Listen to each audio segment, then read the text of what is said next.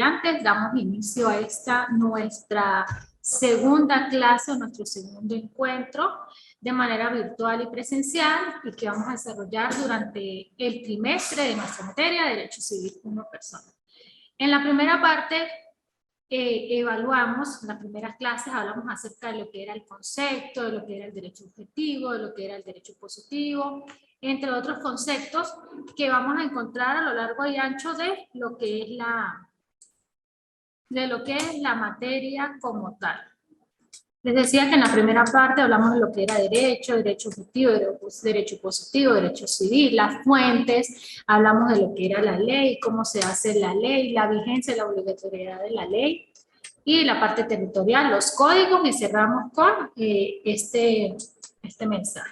La clase de hoy tenemos el tema 2, donde vamos a compartir o vamos a disertar acerca de la identidad de las personas naturales.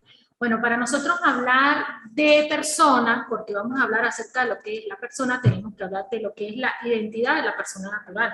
¿Cuál sería esa identidad? Sería esa que nos identifica como persona, será ese nombre, esa persona que nos identifica. En este caso sería nuestro nombre, ¿sí? Que es el nombre que escogen nuestros padres y que no lo asignan a través de un acta de nacimiento o una partida de nacimiento, como también se le denomina, y que nos marca o que nos identifica o que nos hace diferentes a la otra persona. Se dice que la identidad de las personas, que es el nombre, se le da a cada uno un nombre diferente, que eso nos permite distinguirnos, diferenciarnos de las demás personas. Tenemos lo que es el nombre de pila o particular. Tenemos el apellido, que es común para todos los de una misma familia, y tenemos lo que nos identifica como el nombre y apellido. Se dice que el nombre es un atributo de la persona humana que sirve para identificarla, constituyendo un derecho de la personalidad, y se incluye dentro de él tanto el nombre en sentido estricto, llamado también de pila o bautismal, así como aquel que identifica al individuo, y el apellido, que es como a los miembros de la familia. Se dice que el nombre es un derecho inherente a la persona y es un atributo de la personalidad, del derecho subjetivo extrapatrimonial. También se puede decir que el nombre es una institución de derecho privado en la que coexisten elementos de derecho público. ¿Sí? Para nosotros asignarle el nombre, pues nos llevan a un lugar donde nos registran y nos identifican como hijos de fulanito de tal y nos dan nuestro nombre. ¿Cuáles son las características? El nombre facilita la identificación de las personas. Es el signo del estado civil de la personalidad. Así como sucede con el estado civil, el nombre es inalienable, indisponible, imprescriptible y solo modificable cuando la ley lo permite, ya que interesa al orden público. Se dice que es inalienable porque no puede cederse ni adquirirse por convenios particulares. Se dice que es indisponible porque solo puede intervenir la voluntad privada en los casos autorizados por la ley. Se dice que es imprescriptible porque ni se adquiere por usucapión ni se pierde por prescripción extintiva. Y solo puede modificarse en los supuestos establecidos por la ley. Dentro del nombre también encontramos lo que es la determinación de lo que es el nombre, las características. Se habla también del nombre como un derecho de propiedad, también se habla del nombre como un derecho inmaterial, también se hablaba del nombre, el nombre como un derecho inherente a las personas, y bueno, el apellido va a depender de la familia en que nosotros, en la que nazcamos, pues. ¿Cómo se determina el apellido? Bueno, el apellido viene dado por la familia en la que nosotros venimos. Esto establece una filiación. Se dice que, según el artículo 237 de nuestro Código Civil,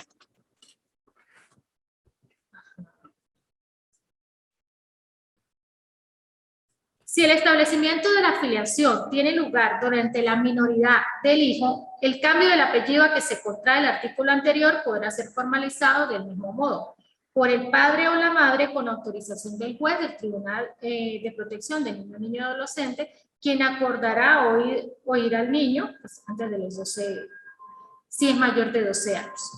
También tenemos por aquí lo que tiene que ver con la parte de la filiación y lo del hijo concebido fuera del matrimonio. Hace muchos años, pues recordemos que los hijos que nacían fuera del matrimonio, pues tenían otra concepción muy diferente a la que tienen hoy en día. Hoy en día pues tienen los mismos derechos los hijos que nacen dentro y fuera del matrimonio. No existe ninguna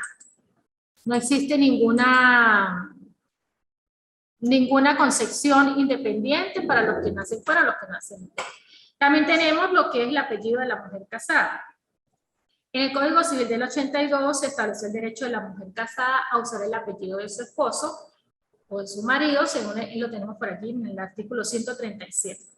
La mujer casada podrá usar el apellido del marido y este derecho subsiste aún después de la disolución del matrimonio, por causa de muerte mientras no contraigan nuevas nupcias. La negativa de la mujer casada a usar el apellido no se considera en ningún caso, no tiene nada que ver si la esposa lo quiere llevar o no lo quiere llevar. Tenemos el cambio de nombre en la legislación venezolana según la ley orgánica del registro civil que entró en vigencia en el año 2009 y que vino a modificar algunos artículos de nuestro Código Civil. Nos habla de que el texto legal dispone que toda persona podrá cambiar su nombre propio por una sola vez ante el registrador o registradora civil, cuando éste sea infamante, deprimente o lo someta al escarnio público o atente contra su moral, contra su integridad, contra su honor, contra su reputación o no se corresponda con su género, que afecte el desenvolvimiento de la personalidad. O sea, puedes cambiar el nombre siempre y cuando el nombre te afecte tu reputación, tu moral, tu integridad, o sea, que afecte directamente, que sea un nombre, pues que no sea un nombre acorde y que no esté con las morales y las buenas costumbres. La posibilidad de cambio del nombre pues, se hace ante el registrador civil mediante el procedimiento de rectificación. Y tenemos también las características de fondo y de fondo. Cuando estamos hablando del nombre, podemos hablar de los errores que también se producen cuando se registra la persona. Por lo menos cuando existen errores en las actas de nacimiento, los errores de forma, los errores de fondo, que serían las rectificaciones de las actas de nacimiento que se vienen a realizar dentro de los registros civiles, que es el órgano encargado para realizar las respectivas rectificaciones. Tenemos por aquí también lo que se habla del seudónimo, que también viene dado con el tema del nombre, y lo que es el sobrenombre, que son los apodos o los alias que a veces se escuchan por aquí. Pues. Hablamos de lo que es el nombre, de las características, también vamos a hablar de lo que es el estado civil. ¿Qué será el estado civil? Bueno, el estado civil se dice que tiene sus antecedentes en el derecho romano, donde existían tres clases de estatus. Está el status libertatis, que era el status civitatis, y el status familia, o el estado familia, el cual era el padre de familia, o el sujeto, el padre de la familia. Los estados civiles representan el conjunto de cualidades o condiciones que permiten determinar la capacidad para ser titular de derechos y obligaciones. Entonces, representa la cualidad natural o adquirida de la misma que supone una manera de ser o estar en comunidad. ¿Sí? Toma en consideración, para atribuir efectos jurídicos, la capacidad de obrar y los derechos y los deberes. Son todas aquellas cualidades o condiciones que permiten determinar la capacidad para ser titular de derechos y obligaciones. En derecho civil se considera que el estado civil se emplea en sentido restringido como el conjunto de situaciones jurídicas que se relacionan o que se interrelacionan con cada persona con la finalidad de identificar de dónde proviene o con la familia que cada persona que ha formado y con ciertos hechos fundamentales de la misma personalidad. Entonces, ¿qué son los estados civiles? El conjunto de cualidades que representan a una persona. Tenemos también que existe el estado civil político, el estado civil familiar, que lo tenemos en el 37 y 38 de nuestro Código Civil. Tenemos también por allí lo que es el artículo 39 del Código Civil. Y dentro del estado familiar, pues viene dado lo que es el parentesco por afinidad, que existe entre un cónyuge y los parientes consanguíneos del otro cónyuge, que lo tenemos en el artículo 40 de nuestro Código Civil. Y en relación al matrimonio civil, puede ser soltero, casado, separado de cuerpos, divorciado y viudo. Entonces, estado civil, soltero, casado, viudo. Por ahí siempre bueno, se hacía una pregunta de examen que si las uniones estables de hecho nos daban nos daban, o nos permitían o nos daban un estado civil o un cambio en el estado civil. Y viene dado lo que es por el artículo 77 de la Constitución, que nos habla de las uniones estables de hecho entre un hombre y una mujer que cumplen los requisitos exigidos por la ley para conformar. Sin embargo, no significa que aparte de los que conforman la pareja, tengan estado civil de casados. O sea, si vives en unión estable de hecho, pues el estado civil va a ser soltero. Porque pues todavía no te afecta el estado civil.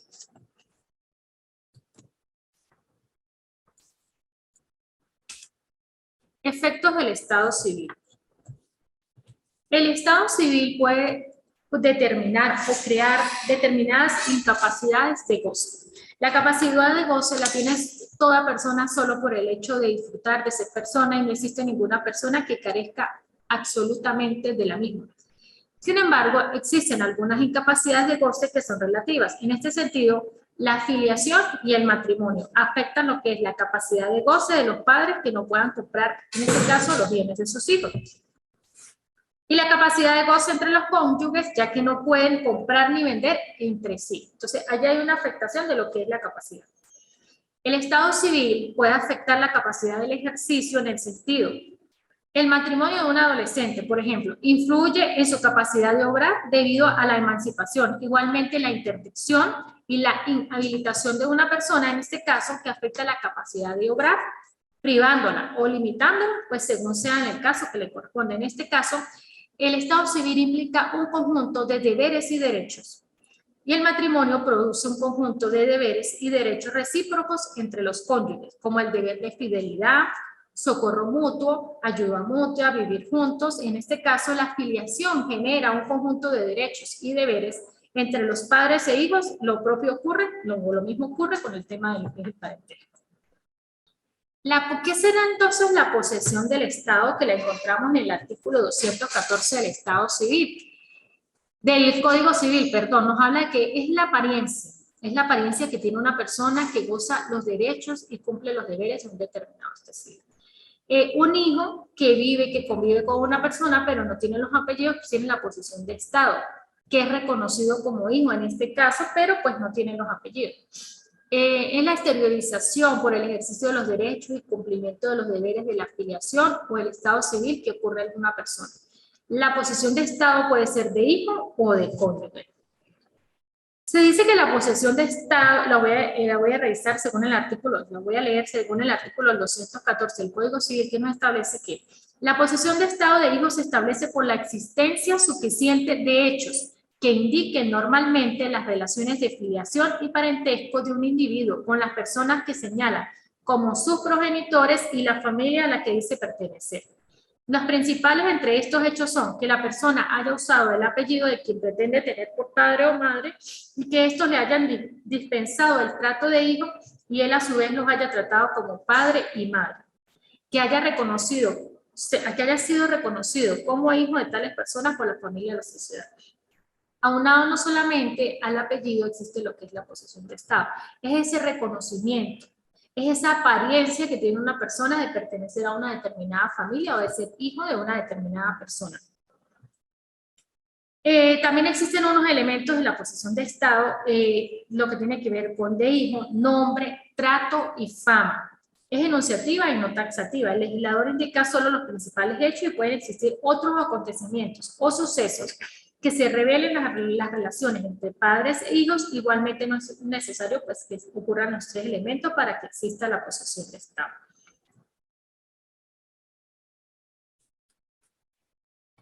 Tenemos por aquí.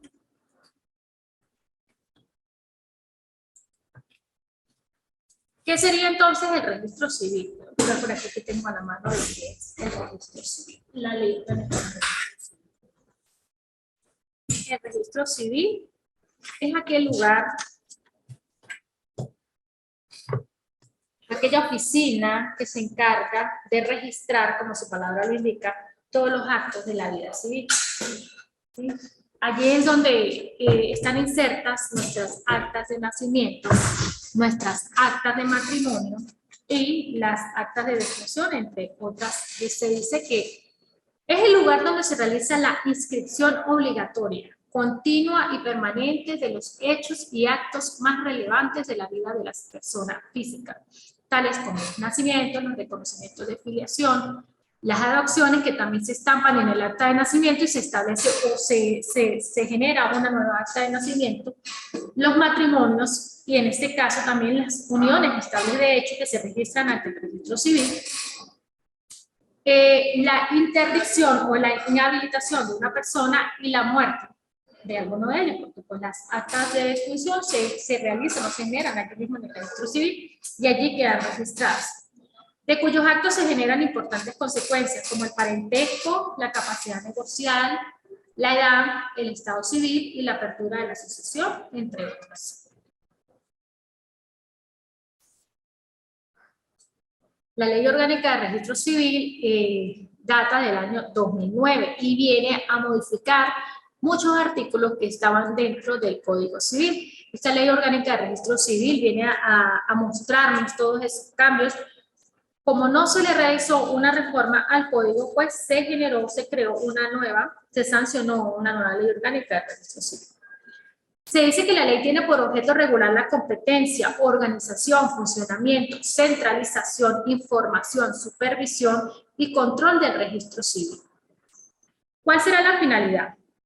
Asegurar los derechos humanos relacionados con la identidad de la persona y la identificación de ellas como tal. Garantizar el derecho constitucional a las personas a ser inscritas en un registro civil y crear un sistema nacional de registro civil que permita brindar toda la información necesaria de una persona.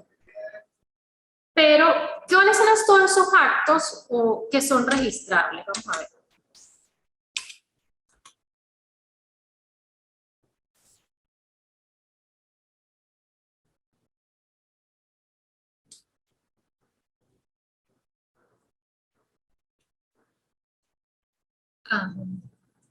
¿Cuáles son los órganos que realizan la actividad de registro civil o que tienen la función de registro civil? Los registradores civiles, que se encuentran pues, en cada municipio de nuestro estado.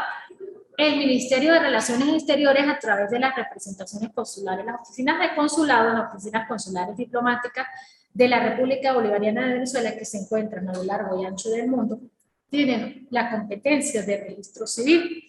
Allí también se pueden registrar nacimientos, matrimonios, entre todas estas otras funciones que están dentro de la ley orgánica del registro civil. Ahorita es muy común que hay muchas personas que no se encuentran en Venezuela y pues pueden acudir a la sede de los consulados. En el artículo 3 de la ley orgánica del registro civil nos muestra cuáles son todos aquellos actos que se pueden inscribir en el registro civil y todos aquellos hechos jurídicos que se pueden registrar allí. El primero sería el nacimiento a través del acta de nacimiento, que tiene una cantidad, unas características, donde se registran los datos de la madre, la profesión, el lugar donde nació el niño, a qué hora nació. Allí queda un registro dactilar de nacimiento, eso que está allí en el hospital también está allí registrado dentro de, valga la redundancia, dentro de los archivos del registro civil. La constitución y la disolución matrimonial, el reconocimiento, o sea, si te casas, pues obviamente queda allí registrado porque lo haces ante un registro civil. Y la disolución, o sea, el divorcio, también se debe llevar al registro civil.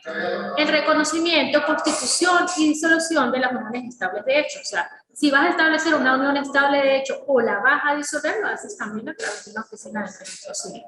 La separación de cuerpos, la filiación, la adopción, porque cuando un niño es adoptado, se estampa una nueva acta de nacimiento y se anula la anterior acta de nacimiento. La interdicción e inhabilitación, la designación de tutoras o tutoras, curadores o curadoras y los consejos de tutela. Los actos relativos a la adquisición, opción, renuncia, pérdida y recuperación de la nacionalidad. Todos los actos relacionados con la renuncia de la nacionalidad se deben registrar ante el registro civil. El primer paso, ¿cuál es? Se hace una solicitud por escrito al registro civil invocando pues, los artículos de la Constitución y los artículos del registro civil y de la Ley Orgánica de Identidad y Ciudadanía, donde se establecen los motivos de hecho y de derecho para poder solicitar la renuncia a la nacionalidad.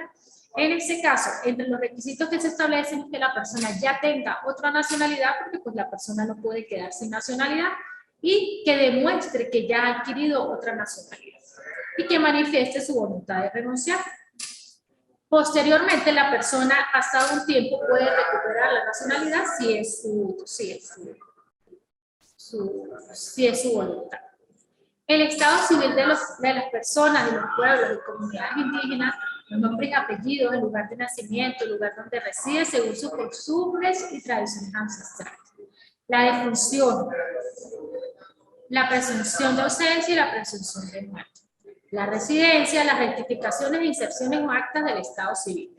Esas rectificaciones e inserciones de actas del Estado civil serán según lo que haya que hacer. Pues, habrá unas rectificaciones que se basan en lo que es el fondo y otras que se basan en lo que es la forma.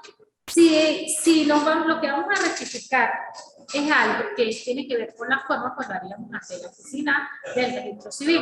Pero si la rectificación tiene otras características, pues en este caso lo haríamos ante un tribunal, en ese caso, si es un adulto, pues ante un tribunal civil. Y si es un niño, ante un tribunal de protección, porque la ley prevé una jurisdicción especial para los niños. Cuando se habla de los nacimientos, porque no quería dejarlo pasar por alto,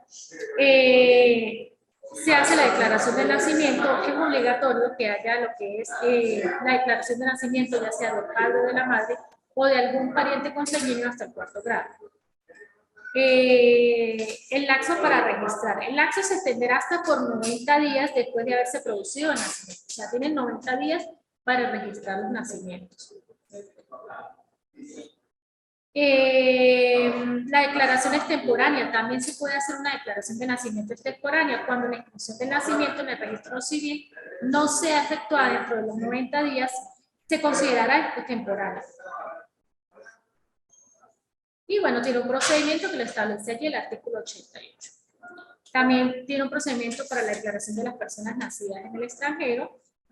Y bueno, entre las características de las actas de nacimiento, vamos a ver, se establece o se registra el día, el mes, el año, el lugar de salud, el establecimiento donde ocurrió el nacimiento, la identificación o certificación de la autoridad que lo expide, el número único de identidad del presentador o presentada, los nombres y apellidos, el sexo y la expresión de hija o hijo.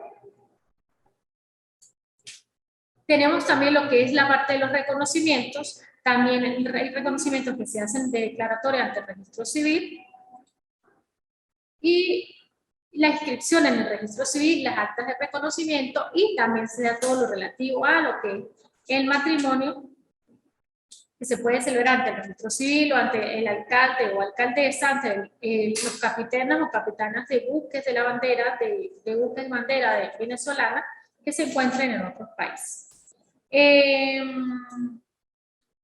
Tenemos por aquí las actas a inscribir. ¿Cuáles son las actas que se inscriben allí?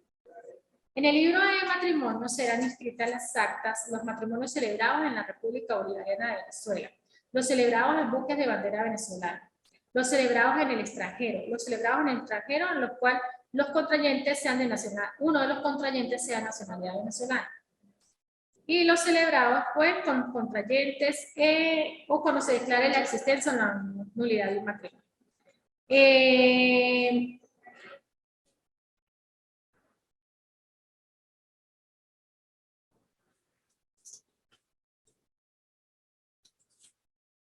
Tenemos por aquí con lo que es las uniones estables de hecho, también están establecidas en la Ley Orgánica del Registro Civil, en el artículo 117, donde se establece la inscripción que debe constar de la manifestación de voluntad, de un documento auténtico o público y de la decisión judicial en este caso.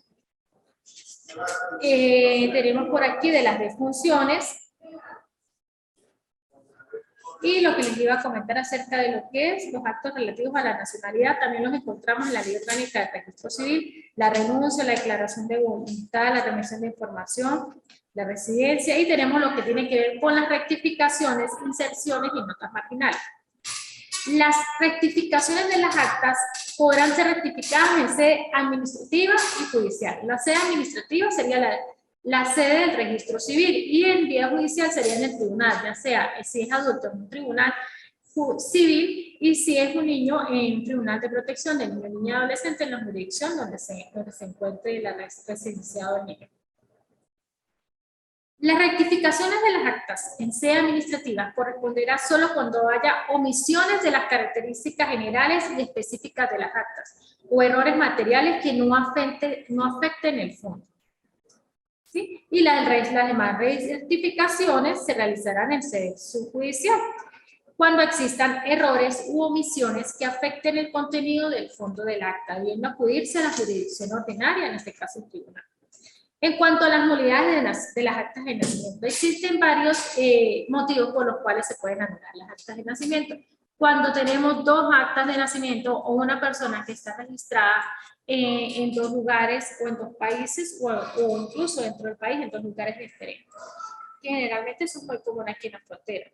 Cuando hayan sido dictadas por un funcionario, pues que sea incompetente o que no tenga como tal la cualidad. La nulidad de las actas de nacimiento solo puede ser declarada por la Oficina Nacional de Registro Civil. Por ahí tenemos una sentencia del Tribunal Supremo de Justicia que nos habla de que las nulidades de las actas de nacimiento solo deben ser declaradas por la Oficina Nacional de Registro Civil. Aquí tenemos también lo que nos habla acerca de las incepciones, de las sentencias de los tribunales que deben ser acatadas, las notas marginales, la reconstrucción de las actas, las certificaciones y la condición de migrante temporal y permanente, pérdida y revocación de la misma y todos los demás actos que tengan que ver con lo que es la persona como tal. Vamos a hablar de lo que es el registro civil. El registro civil debe ser centralizado, pues toda la información referente al estado civil de una persona debe estar registrada en una misma oficina, inclusive en un mismo expediente o folio.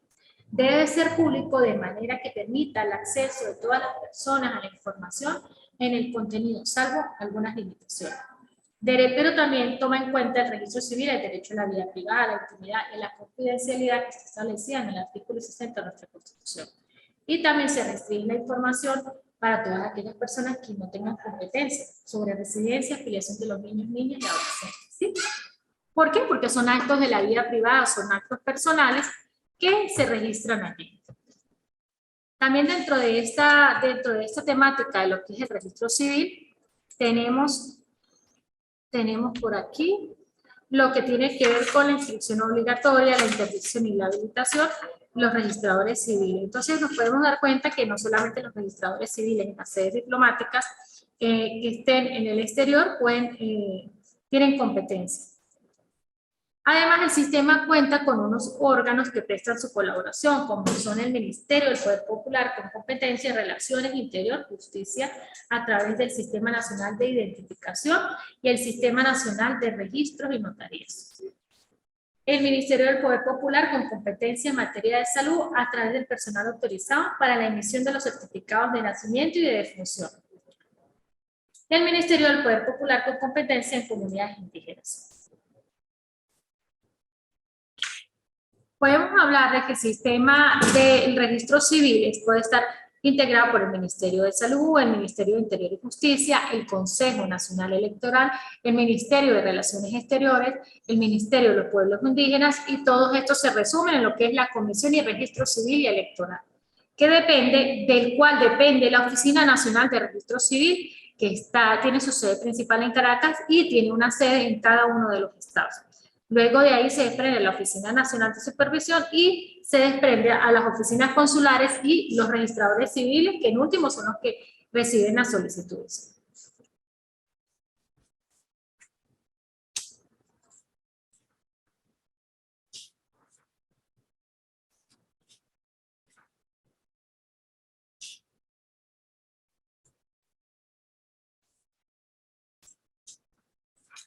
Y tenemos por allí también lo que es la primera parte de la materia. Se me pierde primera parte de la materia, que ya hemos visto todo lo que era la temática 1, hemos visto la temática 2, que es la que tiene que ver con el estado civil de las personas, la posesión de estado, el registro del estado civil, de las personas que intervienen en la formación de las actas del estado civil del valor provitorio. Ustedes realizaron una actividad que estaba relacionada con el análisis jurisprudencial de la sentencia de las nulidades de acta de nacimiento. Esta sentencia de nulidad de acta de nacimiento nos habla, bueno, una persona hizo una solicitud para una anulación de un acta de nacimiento porque la persona aparecía registrada con nacimiento en 2 países. En esta sentencia, el Tribunal Supremo de Justicia se pronuncia y nos dice que la rectificación de todas estas actas del Estado Civil, de la rectificación, se debe hacer dentro del órgano como tal de la Oficina Nacional de Registro Civil. Allí tenían esta actividad, también tenían en la última o en la tercera actividad todo lo que tenía que ver con un video donde habla lo que es el derecho a la personalidad, la clasificación de las personas naturales, el apellido de mujer casada, la muerte de la persona natural, el sistema de premoriencia y comoriencia, que tiene que ver con cuando mueren varias personas, quién primero muere después y quién muere primero y quién muere después. Esto viene dado por el término o por la relación que existe entre la muerte y la sucesión. ¿Quién sucede a quién? Si una familia tiene un accidente y mueren varios al mismo tiempo, hay que determinar quién muere primero y quién muere después para el establecimiento de lo que es el término de sucesión. Ahí dentro de ese tema tenemos un tema muy bonito que es el tema relacionado con la patria potestad. ¿Qué es la patria potestad? Una patria potestad son todos aquellos derechos inherentes al padre y la madre y solo, escúchenme bien muchachos, solo la detenta el padre y la madre. La patria potestad no la puede adquirir ni el tío, ni el abuelo, ni el hermano, es algo inherente a los padres y está establecido en la Ley Orgánica de Protección del Niño, Niña y Adolescente. Existen algunas situaciones que tienen que ver con la patria potestad. ¿Por qué se extingue la patria potestad? Y cuáles son las formas. Ahorita, en estos momentos, estamos viendo pues, una nueva modalidad que tiene que ver a través de un artículo de nuestro Código Civil que nos habla de la patria potestad, precisamente es competencia del Tribunal de Protección de Niño, Niña y Adolescente establecer lo que es el término de la patria potestad en relación a nuestros niños. Ahorita existen pues situaciones en las que se presentan en las que uno de los padres se encuentra fuera del país, no puede ejercer la patria potestad, porque la patria potestad no se pierde por falta de uso ni porque nunca la haya puesto en práctica, pero se puede suspender provisionalmente por un tiempo si la persona se encuentra fuera del país. Podríamos hablar de lo que es el ejercicio unilateral de la patria potestad y podríamos hablar también de lo que es la cesión de la patria potestad, que también es una de las... la patria potestad la encontramos en nuestra Ley Orgánica de Protección de Niños, Niñas y Adolescentes en el artículo 347. Es el conjunto de deberes, derechos, que tiene el padre y la madre en relación al cuidado, custodia y cría de sus hijos. Todo lo que tiene que ver con el desarrollo integral, el desarrollo armonioso, la crianza, de eso se trata la patria potestad. Conjunto de deberes y derechos. No solamente tengo derechos, también tengo deberes. De papá y mamá. Allí no entra más nadie en términos de patria potestad. Dentro de la patria potestad corresponde la responsabilidad de crianza, la representación y la administración de los bienes de los hijos e hijas sometidos a esa patria potestad. Que corresponde al padre y la madre que ejerce conjuntamente, fundamentalmente el interés y beneficio de sus hijas. En caso de desacuerdo, a lo que exige el interés superior del niño o niña, debe guiarse por la práctica que haya servido para resolver situaciones. En caso de divorcio, se debe establecer si el divorcio es de mutuo acuerdo, con quién van a quedar los niños y quién va a detentar, en este caso, la custodia, pero la patria potestad la siguen manteniendo los dos. Se puede suspender, vuelvo y les digo, por motivos que la persona, el papá no se encuentre o la mamá no se encuentre dentro del país, pero en el momento que la persona vuelve, pues inmediatamente la recupera. Medidas en caso de divorcio. Separación de cuerpos. En el caso de interponerse una acción de divorcio o de separación de cuerpos en nulidad de matrimonio, el juez o juez debe dictar las medidas provisionales en lo referente a lo que tiene que ver la patria potestad. Muy importante, la custodia, que es con quién vive el niño, en este caso, o la restitución de custodia, el régimen de convivencia familiar y la obligación de manutención. O sea, dentro se debe presentar de una vez al juez precisamente quién va a tener la custodia ¿Cómo va a ser ese régimen de convivencia familiar? Bueno, el niño va a vivir con la mamá, pero los fines de semana lo va a pasar con el papá, o va a vivir con el papá y 2 días a la semana va a estar con la mamá. En eso se trata el régimen de convivencia familiar.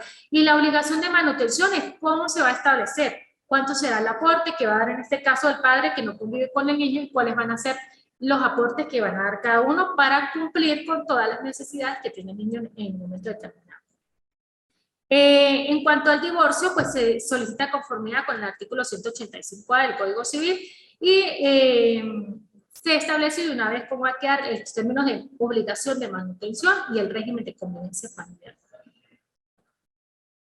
Pero si el divorcio o la separación de cuerpos se declara con lugar, con fundamento en alguna de las causales previstas en los ordinales 4 y 6 del artículo 185A del Código Civil, se declarará extinguida la patria potestad al cónyuge que haya incurrido en ellas, sin que ello limite o cese la obligación de manutención. En este caso, también existen unas causales por los cuales se puede privar a una persona de la patria potestad, o en este caso papá o a mamá. Si maltratan física o moralmente al niño, si lo exponen a cualquier situación de riesgo o amenaza que limite sus derechos o deberes fundamentales como niño o como niña, si incumplen los deberes que debe cumplir en cuanto a lo que tema de patria potestad. Si tratan de corromperlos, prostituirlos, forzarlos a realizar cualquier tipo de explotación, si abusan de ellos sexualmente o les ponen explotación sexual, si son dependientes de sustancias psicotrópicas o estupefacientes, si son condenados por hechos punibles cometidos contra el hijo o la hija, si son declarados entredichos o entredichas, pues no tienen la habilidad, y si se niegan a prestarles la manutención. Si incitan, facilitan o permiten que el hijo o hija ejecute actos que atenten contra la integridad física, mental o moral. De acuerdo a esto, porque todos los casos son diferentes, el juez o jueza revisará el caso y verá la gravedad de la situación, la reiteración, la arbitrariedad y la habitualidad de los hechos que se presentan. Esa privación de la patria potestad se hace de manera judicial o por el órgano judicial, ¿sí? Debe ser declarada por un juez a solicitud de la parte interesada. Se dice que la parte interesada pues puede ser la persona que ejerza la responsabilidad de crianza, el consejo de protección del niño, niña, adolescente, y la decisión judicial pues obviamente debe estar fundamentada en una prueba establecida en las causales anteriores. O sea, debe haber incumplido alguna de las causales del 352 de la LOGNA. También hay un procedimiento que lo tenemos en el artículo 355 que nos habla de la restitución de la patria potestad. El padre o la madre privados de la patria potestad pueden solicitar al tribunal que sea restablecido o restituida la patria potestad después de 2 años de la sentencia firme que se decretó. O sea, pasados los 2 años la persona puede solicitarla nuevamente. Debe ser notificado, obviamente, al Ministerio Público y al tribunal como tal que interpuso la acción, al juez o la jueza, para evaluar la situación y la conveniencia de la restitución para este momento. Obviamente, esta restitución de la patria potestad debe estar fundamentada en la prueba que la fundamentó. O sea, que en la prueba que inicialmente hizo que perdiera la patria potestad. La patria potestad también tiene unas formas para extinguirse cuando el hijo o hija cumpla la mayoría de edad, o sea, los 18 años, cuando el hijo se emancipe, por la muerte del padre o la madre o de ambos, y la residencia en cualquiera de las causales del 352 de privación de patria potestad.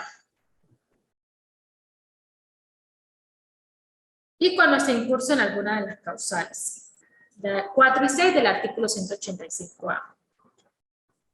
Todo lo que es la privación, restitución de lo que es la patria potestad va a depender o va a ser dictada por el órgano judicial que en este caso corresponde al Tribunal de Protección de Niños, Niñas y Adolescentes de la jurisdicción donde se haya residenciado en él. En la otra parte vamos a hablar acerca de lo que es la responsabilidad de crianza, que está establecido dentro de lo que es, que comprende el deber, el derecho compartido, igual, irrenunciable, ineludible, del padre y de la madre de amar, criar, proteger, cobijar, educar, custodiar, vigilar, mantener, preservar, asistir de manera material, de manera moral y afectivamente a sus hijos e hijas, así como la facultad de aplicar aquellos correctivos adecuados que no vulneren su dignidad, sus garantías, su desarrollo integral, su desarrollo físico, su desarrollo emocional, y todos aquellos correctivos. En consecuencia, se prohíben cualquier tipo de violencia, correctivos físicos o de violencia psicológica o trato humillante en perjuicio de los niños, niñas, adolescentes. Esta ley o nuestra nueva la LOGNA viene dada precisamente por todos aquellos acuerdos y pactos internacionales que firmó nuestra nación, y precisamente por eso tenemos una LOGNA que viene a darle respuesta a algunos artículos que se derogan del Código Civil para poder estar a la altura de lo que es la protección de los derechos de nuestros niños. Ese ejercicio de la responsabilidad de crianza en el caso tal se da cuando hay divorcio, separación de cuerpos, entre otros, o nulidades de matrimonio. Y por lo tanto, el niño debe vivir con la persona que ejerce la responsabilidad de crianza. En este caso será el papá o la mamá. Es como un acuerdo, deben decir el lugar de residencia donde va a vivir el niño, el régimen de convivencia familiar que va a tener el padre. En caso de desacuerdo sobre una responsabilidad de crianza, el tribunal pues dictará la medida correspondiente. En cuanto a las medidas sobre la responsabilidad de crianza, las tenemos en el artículo 358, que nos habla de lo que tiene que ver cuando hay divorcio, separación de cuerpos, nulidades de matrimonio o residencias separadas. Se dice que el padre o la madre que tienen residencias separadas decidirán de común acuerdo quién ejerce la custodia. De no existir el acuerdo entre el padre y la madre, lo decidirá el tribunal. En estos casos, los niños de 7 años o menos deben permanecer preferiblemente con la madre, salvo que el interés superior aconseje que sea con el padre. También se puede o existe un procedimiento para revisar y modificar la responsabilidad de crianza. No es que inicialmente se estableció así y así debe quedar, no. Existe un modelo de revisión y modificación de lo que es la responsabilidad de crianza. El juez o jueza puede revisar y modificar todas las decisiones referentes a la responsabilidad de crianza o en materia de responsabilidad de crianza, a solicitud de quien esté sometido a la misma, si tiene 12 años o más, o del padre o de la madre en este caso. Debe estar fundada en el interés superior del niño, establecido en el artículo 8 de la LOGNA. Debe ser el niño oído u oída a la solicitud, por lo tanto debe ser enviada al fiscal del Ministerio Público. Es muy importante escuchar a los niños. Nuestros niños siempre nos hablan, nos muestran cuando están en peligro, cuando está ocurriendo una circunstancia.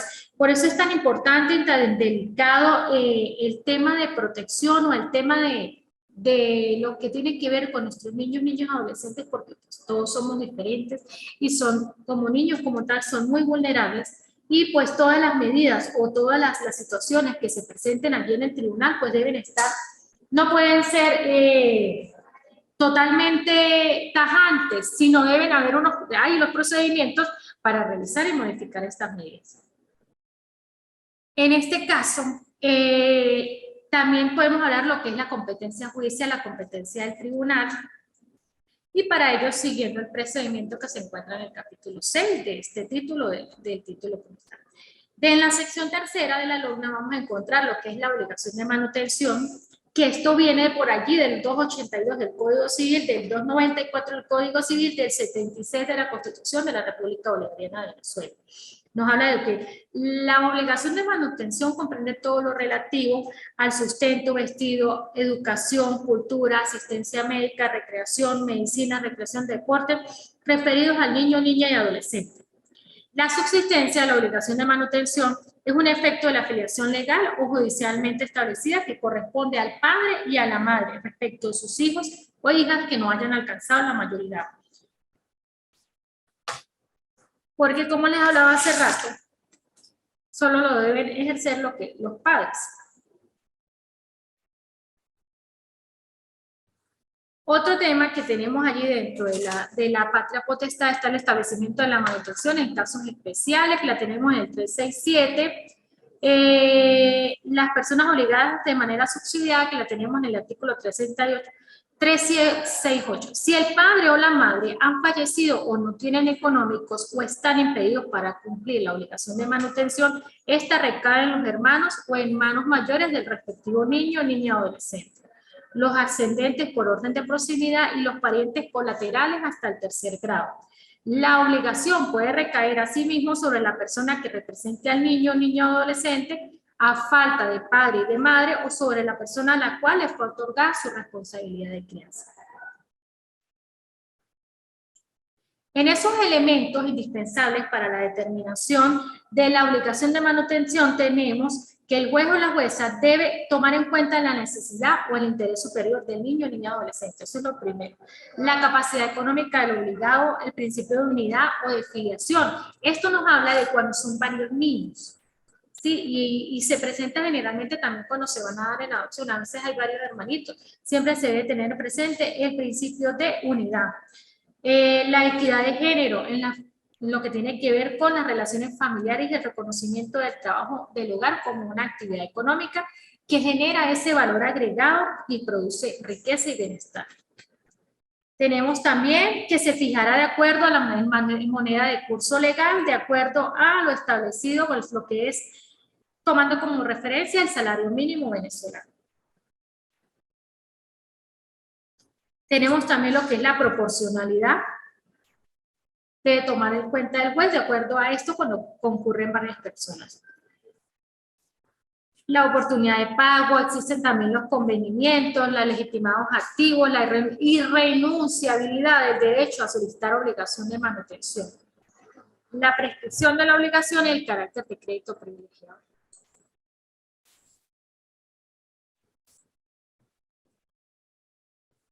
¿Cuándo se extingue esta obligación de manutención? Se extingue primeramente con la muerte o cuando la persona o el niño alcanza la mayoría de edad, en este caso los 18 años. La competencia judicial.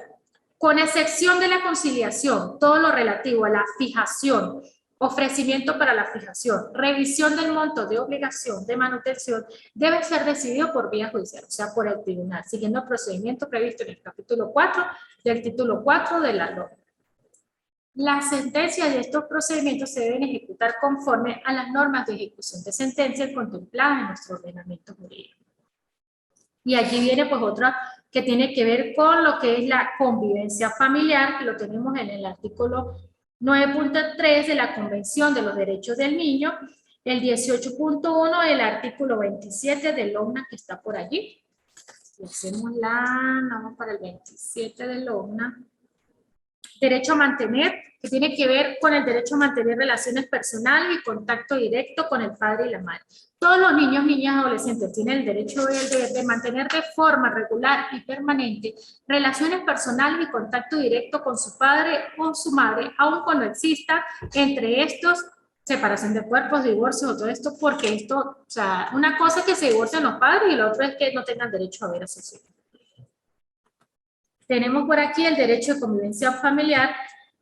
El padre o la madre que no ejerza la patria potestad o que ejerciéndola no tenga la responsabilidad de custodia como tal, tiene derecho a la convivencia familiar.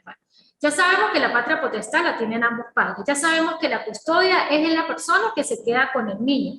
Pero el régimen de convivencia familiar tiene que ver con ese tiempo que el niño puede pasar con el papá o la mamá con el cual no convive. Supongamos que el niño tiene la custodia de su padre. Bueno, el niño tiene derecho a tener un régimen de convivencia familiar con su madre y eso se establece precisamente, se puede establecer de manera voluntaria o en este caso el tribunal lo fija. Y tenemos también lo que tiene que ver con la convivencia familiar, que la encontramos en el artículo 386 de la LOM, que puede comprender no solo el acceso a la residencia del niño o niño adolescente, sino la posibilidad de conducirlo a un lugar distinto de su residencia. También hablamos del contacto con el niño, el derecho a tener comunicación, a compartir con él, entre otras formas. Este régimen de convivencia familiar debe ser convenido de mutuo acuerdo entre el padre y la madre, oyendo al hijo o la hija. De no lograrse dicho acuerdo, cualquiera de ellos, el hijo o el adolescente, podrá solicitar al juez el régimen de convivencia familiar y decidirá atendiendo el interés superior de los niños, niñas, adolescentes. Obviamente, cuando ya los niños se pueden escuchar, pues es importante escuchar la opinión de ellos. Y también se puede fijar en los casos, en la audiencia preliminar, el juez o juez puede fijar un régimen de convivencia familiar provisional y posteriormente se puede modificar. Tampoco no es algo estable, sino bueno, se fija y posteriormente se puede modificar. Este régimen de convivencia familiar también se puede extender a otras personas, eso lo tenemos en el artículo 388. Los parientes por consanguinidad, por afinidad y responsables del niño, niña o adolescente podrán solicitar al tribunal la fijación de un régimen de convivencia familiar. Y aquellos terceros que hayan mantenido relaciones con el niño. En ambos casos, el juez pues tomará la decisión de acuerdo a la situación y de acuerdo al caso concreto en el que se presenta.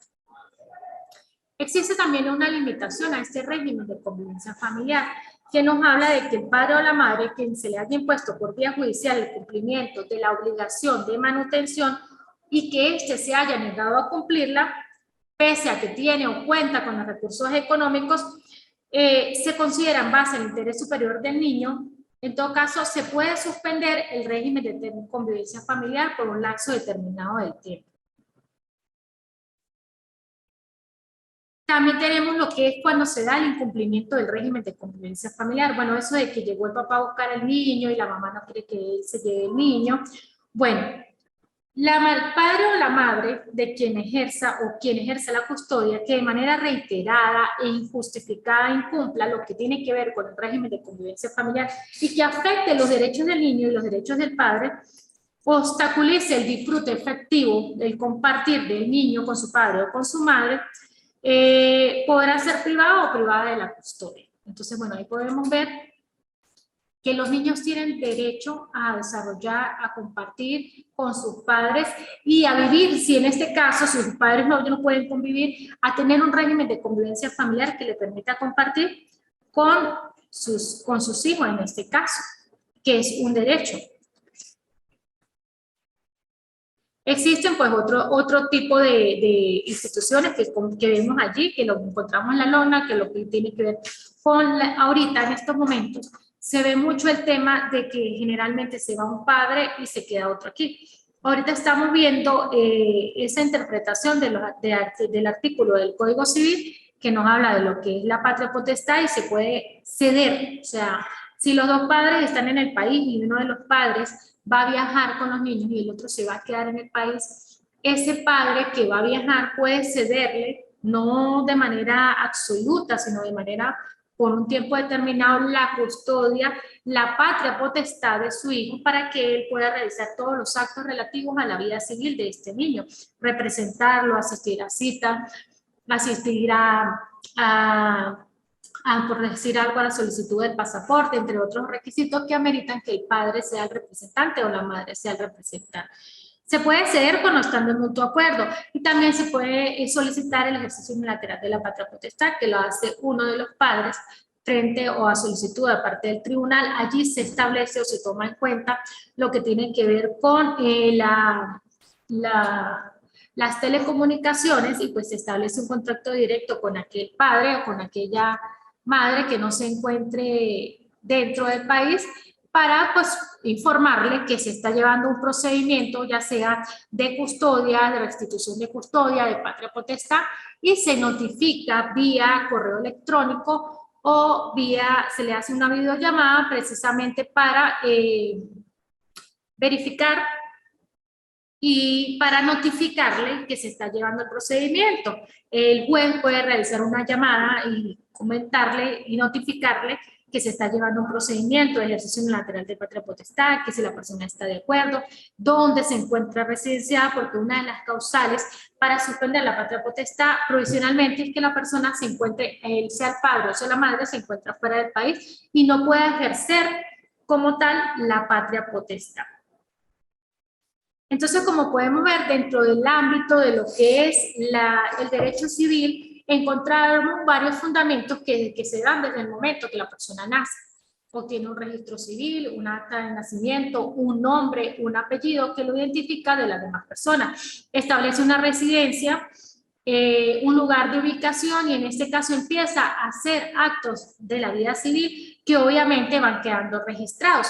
Si te casas, si te unes a una unión estable de derechos, si te divorcias, si adquieres bienes, si estableces algún tipo de filiación y pues dentro de todos estos actos de la vida civil pues también puede ocurrir la muerte, puede Por eso se establece cuando se extinguen las relaciones, cuando se establecen, y dentro de ese preciso como largo recorrido que nos damos en la vida total, pues podemos llegar a una serie de situaciones que van cambiando incluso el estado civil de las personas, o lo van modificando, o le van creando nexos o relaciones de afinidad y de consanguinidad, que a la final repercuten en cuando la persona muere, y viene lo que es el tema relacionado con lo que es la sucesión, que allí vamos a ver que todos estos actos de la vida civil, si tuvo hijos, si fueron registrados, si se casó, si se divorció, bueno, todo esto lleva una secuencia, y precisamente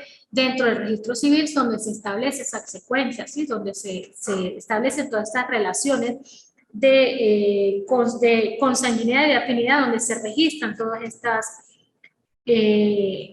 esta materia, Derecho Civil 1, es la puerta, es el inicio de una bonita materia que es el Derecho Civil, que tiene que ver con las personas, con la relación de las personas, con la persona como tal, con los derechos de personalidad, con los derechos inherentes al ser humano, que va unido a lo que es a los derechos humanos, a la protección. Y estamos hablando de un tema muy bonito, que es un tema de familia, es un tema delicado, yo siempre lo digo en las clases. Los temas de familia son muy personales, son muy diferentes, todos los temas son diferentes, todos los casos no son iguales.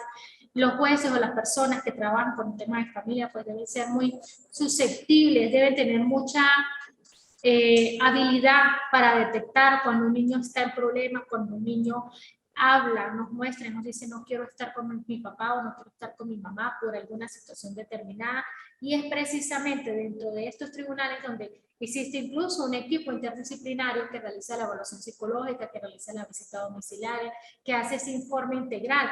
Y ustedes dirán, bueno, ¿y qué pasa cuando el niño se queda con la abuela? Porque usted solamente nos habló de patria potestad. Bueno, existe un procedimiento de integración familiar que se puede hacer con un familiar o se puede hacer con la abuela o con un familiar en caso tal de que los padres de los niños no se encuentren en el país. Esto pues no es un procedimiento corto, es un procedimiento que lleva un procedimiento que se da hasta juicio, porque es algo totalmente diferente a lo que es la patria potestad. Es un procedimiento diferente que lleva una serie de pasos, que lleva un informe integral, una visita para conocer el lugar donde vive el niño, con quién vive, cuáles son las condiciones, para evaluar a la persona que va a estar ese niño, entre otras situaciones, porque estamos hablando de personas muy frágiles, estamos hablando de niños, y como tal, pues ellos necesitan un cuidado y una atención especial que nosotros pues podemos brindarle a cada uno de nuestros niños. Pues esta es una materia hermosa, es una materia bonita, no quiero que se queden solamente con lo que estamos viendo hoy en esta clase, sino que indaguemos, que revisemos. Tenemos la LOGNA, tenemos la Ley Orgánica del Registro Civil. Tengo un libro muy bonito aquí también, que es de Sandra Aguilera Brizuela, que es una práctica forense, que allí van a tener una cantidad de cosas que tienen que ver con matrimonio, divorcios, autorizaciones para viajar, los deberes, las potestades, lo que tiene que ver con los niños, adolescentes, lo que tiene que ver con matrimonio, con concubinato, una cantidad de cosas que tienen que ver con el tema de familia. Es un tema amplio, es un tema largo, no es un tema corto. Ustedes dirán, bueno, la profesora ha enviado unas actividades larguísimas con una temática súper amplia, precisamente porque la materia es bastante amplia. Bueno, por aquí, a través de la plataforma de la universidad o a través de la plataforma de WhatsApp, podemos establecer esa comunicación, podemos establecer esa interrelación que nos permita seguir creciendo. Para mí es importante, y yo evalúo, que estén conectados en clase. Para mí es importantísimo que estén conectados en clase, porque esa interrelación yo la evalúo. Entonces espero que para la próxima clase, por favor, estén conectados la mayoría de ustedes para poder establecer y poder llevar a cabo ese intercambio de conocimientos entre ustedes y yo como facilitadora, que podamos llegar a ese connotación como tal de lo que es la materia, el aprendizaje de la materia, la consecución de la materia, el desarrollo de los procesos. Bueno, muchas gracias, espero que podamos volvernos a encontrar en la próxima clase. Quiero que por favor revisen lo que hemos revisado hasta ahora acerca de la materia, lo que hemos visto, y que nos podamos encontrar nuevamente en el próximo encuentro. Que indaguen, que estudien, que revisen las sentencias que yo les dejé por allí. Yo les dejé varias sentencias, les dejé la sentencia aquí las tengo, les doy la sentencia del número 130332 del 30 de abril del 2014 en la Sala Constitucional. Le dejé la 00558 del 22 de abril del 2014 con expediente número 2014-0176 del magistrada ponente María Carolina Amelías, y la sentencia número 410 del 17 de mayo del año 2018 en la Sala de Casación Social del Tribunal Supremo de Justicia. Por aquí tiene una serie de sentencias para analizar. Vamos a tener también la evaluación del video, que ya creo que lo tenemos, y al final vamos a tener un examen donde vamos a ver toda la temática que hemos visto hasta ahora. Toda esa temática que hemos visto hasta ahora la vamos a ver en el examen. Entonces, pues, es importante que se pongan al día, es importante que estudien, que repasen, que revisen. La ley orgánica del registro civil es relativamente corta, ustedes la pueden revisar, la pueden leer, la pueden revisar a fondo, es una ley bonita, tiene bastantes cosas que ahorita, en estos momentos, pues, podríamos decir que son como las cosas que en estos momentos, todo lo que es el tema de identidad, nacionalidad, está, podríamos decir que como muy de moda.